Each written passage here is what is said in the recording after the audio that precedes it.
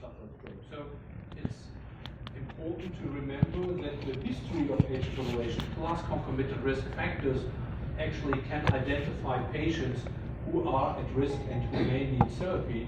And interestingly, this slide, and I like this study actually a lot, published 3 years ago, and they actually assessed the time period when a stroke occurred in pacemaker patients. So they had adequate control to see when the last episode of atrial fibrillation was there, and you can easily see that in many patients, more than 180 days before the stroke, there was the last episode of atrial fibrillation. So there is no direct link between AF on the surface ECG and the development of stroke. So it really needs to be clarified that if a patient has a history of atrial fibrillation, if he is an AF patient, also paroxysmal, he still carries a constant risk, and some of the patients had even the very first episode of documented atrial fibrillation after the occurrence of the stroke. So I think this is important, and this also explains why usually many of these patients require long-term therapy and not only just brief anticoagulative therapy at the course of atrial fibrillation. And how can that be explained? And this is because parameters of the SPAF factors actually drive alterations in the left atrium in particular, less in the right atrium. So patients with atrial fibrillation do not get pulmonary embolism, but they suffer systemic embolism and stroke. And this is because these factors like aging, congestive heart failure, hypertension, drive the adherence of the endothelium, especially in the left atrial appendage. And these factors are present regardless of the ECG. So the pro-thrombogenic effects on the endothelium are there even though the patient is in sinus rhythm, and for that reason he is still at risk, although he may have long periods where he is actually in sinus rhythm due to a process, and we have recently called this endocardial remodeling. I think it's important to explain the pathophysiology and why patients need long-term anticoagulation. However, due to the molecular pathway we have elucidated, it has become very clear that in this process antiplatelets do not work, because one of the main factors initially are adhesion molecules who really also depend on clotting factors and not really on platelets. And for that reason, it's clear that warfarin is a much more potent drug than aspirin, and indeed it reduces stroke rates by 2/3, so more than 60% versus control. So warfarin per se is an extremely potent drug to reduce the risk of stroke. So all new substances coming up, which are equally effective than warfarin, are also very potent. And this, of course, has to be remembered because warfarin has several drawbacks, like the lab testing or bleeding events. And just recently, we have heard, going through all the NOAC trials, we have learned quite a lot about especially adverse events like bleeding using warfarin. So this actually is a summary now of all the trials dealing with non-vitamin K antagonists called NOACs.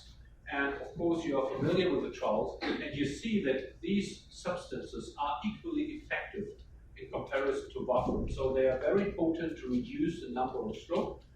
There is a significantly better stroke reduction just for one dose of dabigatran, the highest dose. However, you have to pay a price for this because also bleeding, if you just would use the highest dose of dabigatran, also is increased in comparison to warfarin. However, there are substances coming from engages, Edoxaban or Edoxaban, showing actually reduced major bleeding events. But most importantly, intracranial bleeding events throughout the trials are substantially reduced. And actually this I think is extremely important because intracranial bleeding events also drive mortality, and for that reason this is a major drawback of warfarin, that of course you have a constantly increased risk of bleeding, and importantly, bleeding events occur to 80% at the time when a patient is within the therapeutic window. So just increasing the number of measurements will not prevent bleeding events in the brain to occur. So I think this is important, and therefore it's very important that you have a clear, safer alternative now these days. So, however, it's not that simple to use one drug or the other, because you have to be familiar with the pharmacology with regard to safety, because there are different processes for dose reduction. Of course, dabigatran has never been studied in a dose-reduced regime because during the trials, patients were just randomized to 150 or 110. There was no dose reduction induced in the trial. However, the FDA came up with this dose of 75 milligram BID, which has never been explored really in patients with atrial fibrillation. So actually, there is no good hint to dose reduce. However, for Edoxaban, for example, it's just kidney function, which is hardly to believe, I think, because of course we know in these days that it makes a difference if you treat a patient with a body weight of 40 kilogram versus 140 kilogram. And it's not very likely that the same dose will fit in different patients. However, the label says that kidney function is the only parameter. However, there's a vague news that, of course, concomitant medication has to be considered, whatever this means. Edoxaban, there's this ABC rule, age, body weight, and creatinine. It's not creatinine clearance, it's just the creatinine, and 2 out of 3 parameters have to be present to reduce the dose to 2.5 milligram BID. With Edoxaban, I think it's pretty easy because 60 milligram once a day is the standard dose, and there are clear parameters listed here. Creatinine below, creatinine clearance below 50, body weight less than 60 kilogram, or, and this is important because they are pre-specified concomitant drugs which require dose adjustment. That is immunosuppressant drug, cyclosporin, dronedarone, erythromycin, or ketoconazole, antimycotic, which actually needs or triggers dose reduction. So it's easy because in comparison to other parameters, these drugs are not really well defined. We know amiodarone has some impact on PGP inhibitor, as a PGP inhibitor, also verapamil, for example, but it has not very well studied. So, however, if you compare especially the efficacy and safety with regard to dose reduction, I think it's also important to realize, is it a safe and effective measure to do? And here you can see that especially with regard to intracranial bleeding events in patients with and without dose reduction, this effect is preserved. So even if you reduce the dose, patients still have the maximum benefit to reduce the risk of stroke. So, and this I think is important because in the practical guide, and a new version of the practical guide actually will be released during this year from Jan Steffels.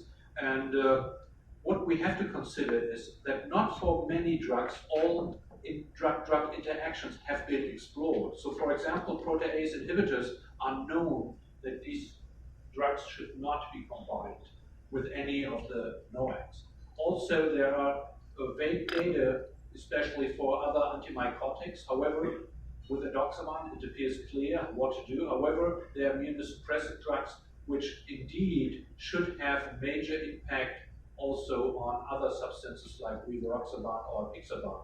And importantly, dabigatran, for example, should not be used at any time with dronedarone. So, and for one example, to see that drug-drug interactions are of importance are, for example, with regard to Edoxaban, you see that in patients who receive massive co-medications like 5 to 9 different medications, of course, there's an increment also in bleeding events. So, of course, drug-drug interaction take place, and for that reason, I think it's very important, especially if you treat elderly patients with multiple comorbidities, multiple other drugs, that NOACs do have a tendency for drug-drug interaction, and for that reason, it's important that we have clear measures which drug actually should trigger dose reduction. So what about the efficacy of the different drugs? And actually, due to the fact that the phase 3 trials are not really comparable because they included different patient subgroups with different CHADS-VASc or CHADS-2 risk profile, we know that it's not fair to compare these trials one by the other. On the other hand, one group, and there are multiple trials now doing the same, actually normalized the results coming from the phase 3 trials to just patients with a CHADS-VASc or CHADS-2 score above 2, and then you have a normalization. And what they did in this study is and they actually used Edoxaban as a reference because this was the latest approved drug. You see actually that Edoxaban is similarly effective than the other NOACs. On the other hand, if you look for bleeding events, you see that rivaroxaban with a full dose of dabigatran significantly increases bleeding events in comparison to the standard dose of Edoxaban. So I think, of course, these are indirect evidence. However, I think a true head-to-head comparison will probably not be published. On the other hand, we know that the discussion, at least in non-Asian countries, is quite dramatically about bleeding events, especially GI bleeding events. And this study actually analyzed more than 200,000 patient years with regard to GI bleeding events with all different kinds of anticoagulation. And they came up, and this shows the major GI bleeding events, and this is a summary of all GI bleeding events. So you see that, for example, with regard to major bleeding events, there is a trend that factor Xa inhibitor versus dabigatran tend to be better probably on the factor Xa inhibitor, but you see that, for example, warfarin and dabigatran with regard to bleeding, there's really no trend at all. But you also see that in none of the cases there is a substantial increment. On the other hand, you see, for example, if you calculate all GI bleeding events, again, that factor Xa inhibitors appear to be better than dabigatran, but you also see, for example, that there is a trend towards less bleeding with low molecular weight heparin versus warfarin. So I think this is a very interesting study, really, to assume bleeding events with different anticoagulants with regard to GI effects. However, studies have also shown that the GI bleeding problem is most prominent in non-Asian countries. In Asia, actually, there's reduction of GI bleeding events using a NOAC versus warfarin. So at least I think in your region, actually, this is not the major issue, but of course in Europe we have a lot of discussions. So what about different subgroups? And of course, not all the patients fulfill all the criteria just of trials. For that reason, it's important really also to extrapolate the efficacy of substances. And these are a couple of sub-analyses coming from the Boston Engage AF group, and I'd like to highlight those to you. So what about different types of atrial fibrillation? You see that in Engage, the Edoxaban trial, there was no trend with regard to the differences or different pattern of atrial fibrillation with regard to stroke or all-cause mortality or cardiovascular death, that all different sub-analyses, at least by trend, showed tendency to favor the NOAC. On the other hand, also with regard to bleeding, of course, you see that similarly, especially in patients with permanent atrial fibrillation, and many of them actually had a significantly older age, that this effect is preserved regardless of the type of atrial fibrillation. So I think this is important. So what about the elderly patient? And we know that if the patients get older, so that the aging per se drives the occurrence of stroke, but also the occurrence of bleeding. So the likelihood of an elderly patient to bleed is much higher in comparison to younger patients, also with regard to intracranial bleeds. So for that reason, of course, it's important to have a safe approach, even in geriatric type patients, because they have a substantially high risk of stroke, but also of all bleeding. So what to do?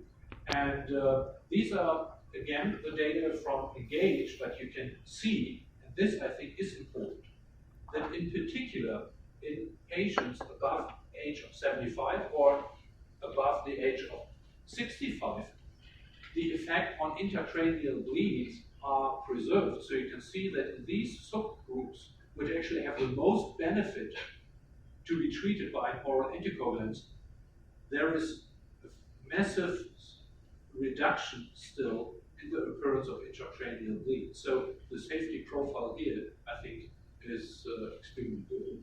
On the other hand, also with regard to hemorrhagic stroke, you see that there is then again no alteration of the main study results. So it shows you that even patients above the age of 80 still have the benefit, with regard to efficacy, but also with regard to safety. So, and there are also other data analyzing just patients above 85, and they actually show the same as I just showed you for patients above the age of 80 or above the age of 75. So I think this is very important because we do know that especially these elderly patients carry the highest risk to suffer a stroke and bleeding. For that reason, it's important that you have an alternative. So if you go through all the data, you see that for most of the drugs, actually the reduction in intracranial bleeds is preserved, and that the main trial results actually are also present at the same level in patients above 78. So I think this is important. What about the kidney function? There was a huge debate on kidney function, and you see that in particular also in patients with impaired kidney function, the main effect is preserved, especially if you combine all the outcome parameters to a net clinical benefit. So it still favors Edoxaban. And the interesting point is, and this is also a factor found in all phase 3 trials, that NOACs are much, much better in patients with moderately impaired kidney function. And this is not due to the fact that NOACs are extremely good, it's due to the fact that warfarin is doing not very well, and that in particular in patients with moderately reduced kidney function, the tendency to get bleeding events is much, much higher on warfarin in comparison to warfarin patients with a normal kidney function. So usually this has not been considered recently before actually we had NOACs, but of course, in particular in patients with reduced kidney function, warfarin tends to increase substantially bleeding effects, and for that reason, the positive effects of NOAC are preserved throughout the whole portfolio of different creatinine clearances. So I think this is important. And with regards to the other medications, you see that also the other drugs actually show a reduction of bleeding events, at least no increment of bleeding events, but still the preserved effect on stroke prevention, especially in patients with reduced kidney function. So actually, patients on hemodialysis are a problem, but at this time, it's not good to initiate NOACs in patients on hemodialysis.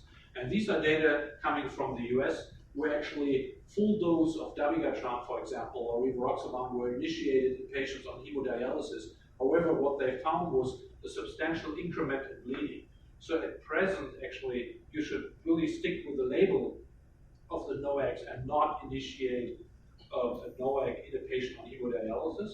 On the other hand, we also know that warfarin is not a good drug of choice in these patients because many new studies have clearly shown that if an AF patient on hemodialysis is treated with warfarin, that you have a substantial increment in bleeding with no protection against stroke. So for that reason, at least in Europe, many nephrologists and associations of the nephrology departments really actually do not use warfarin anymore on patients being on hemodialysis. So what about the antiplatelet agents? And of course, in interventional cardiology, it's important sometimes to combine antiplatelet therapy with NOAC. And from large subgroups, we saw that there is no effect reversing the beneficial effects of Edoxaban. And of course, prospectively, we need more data as we do have from Edoxaban in the Pioneer trial or the REDUAL trial, where actually dual type of therapy, NOAC plus clopidogrel, was studied after stenting. And of course, we are also now in the final phase to recruit for the Entrust AF PCI trial, and this trial is also performed within Taiwan. And what we analyze is standard dose of Edoxaban plus clopidogrel versus a standard therapy, including triple therapy, if a physician decides up front that he wants to use triple therapy as a comparator. And we hope that we will finalize recruitment within the next 4 to 6 weeks, I think. But for that reason, I think this study is very important to close the gap how to deal with Edoxaban in this complicated scenario. So what about the risk to fall? And we know that this is one of the main reasons why actually physicians do not anticoagulate, because they fear the risk to suffer bleeding.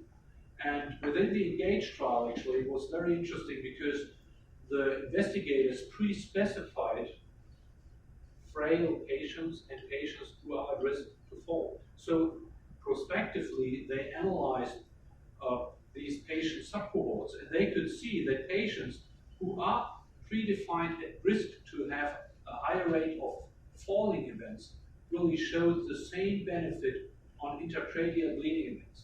And interestingly, and this is interesting, is that patients who actually fulfilled the criteria to have an increased risk to fall, just by defining them, actually also predefine patients who are at risk more than double to suffer a stroke. So if you have a frail patient who is at risk of fall, you also know that this patient has a very high risk to suffer a stroke. So this, I think, is important, is very important and easy message, but you still can see that NOAC still is protective against warfarin-induced intracranial bleeds. So for that reason, I think it's very important with regard to safety. So what about other conditions like heart failure? And you see that in patients, in particular also with severely congestive heart failure, hemorrhagic stroke rates tend to be reduced as within the main publications. So there's no sign that congestive heart failure, for example, has different results for NOAC. What about valvular disease? And this was also a huge debate, because the question is, what is valvular atrial fibrillation and what is not valvular, non-valvular atrial fibrillation? And of course, the guidelines clearly define valvular atrial fibrillation just in the presence of a mechanical heart valve or in the presence of a mitral valve stenosis. All the other valvular issues like aortic stenosis, aortic regurgitation, mitral regurgitation are not considered valvular atrial fibrillation. So for that reason, all the trials have reassessed their results in patients with some type of valvular disease, and also a bioprosthetic valve after 3 months is also not considered a mechanical valve, of course. And for that reason, of course, patients with atrial fibrillation are also fit into the non-valvular AF category. So, and coming back to the results of a NOAC versus warfarin, you see that the beneficial effect with regard to stroke, major bleeding, or net clinical benefit is preserved. And all the other studies have also reassessed their findings in patients, for example, with aortic stenosis, mitral regurgitation. And in all of these sub-analyses coming from all the different trials, the main effect of the NOAC versus warfarin was still there. So there was no adverse effect or trend, but in patients having some sort of valvular disease. What about other interventions? And one intervention we do quite often is cardioversion.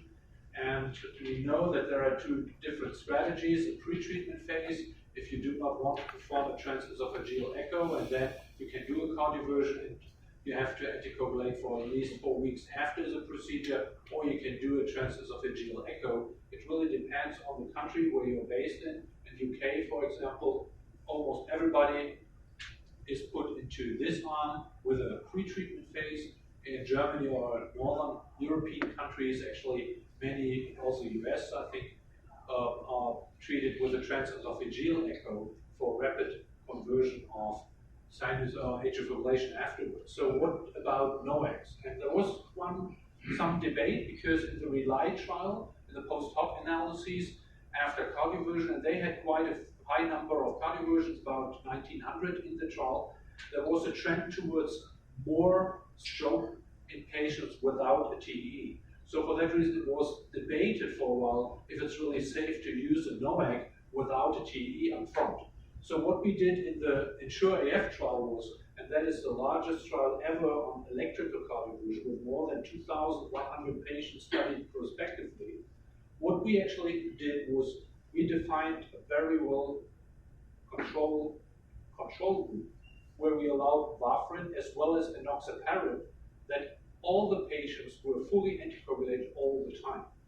And for that reason, we had a very stable control group, and all the patients were adequately anticoagulated. And then we compared this to a standard dose of Edoxaban 60 milligrams once a day. And you can see overall, there was just half of the events in the Edoxaban arm versus the optimized conservative arm.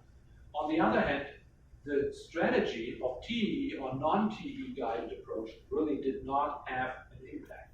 So it is safe to use Edoxaban without a TEE if you have a pre-treatment phase of 3 weeks, and equally effective it's a strategy to use a TEE, and importantly also a TEE with full anticoagulation of Edoxaban did not cause adverse events. So I think this is important. And you see also with regard to net clinical benefit, for example, in our trial, that kidney function did not have an impact. On the other hand, the question really is it just better for the patient, or does the patient also like this approach more? So what we did in the trial was we assessed the quality of life.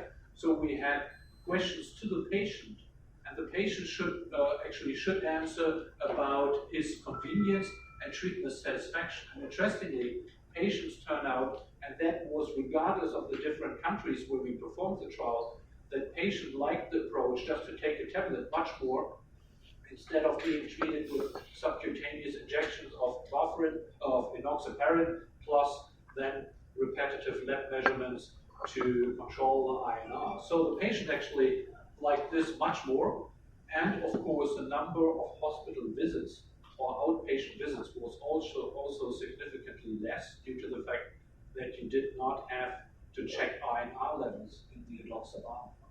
And this turns out actually with regard to money, and in these days much about the healthcare system is about the money, that cardioversion guided with a NOAC really turned out to be cost effective, and it actually saved about 440 euros within Spain, about 100 euros in Germany, and 300 euros in Italy. So it really depends, of course, on the healthcare system. However, due to the fact that millions of cardioversions are performed, this would have a substantial impact also on overall healthcare costs.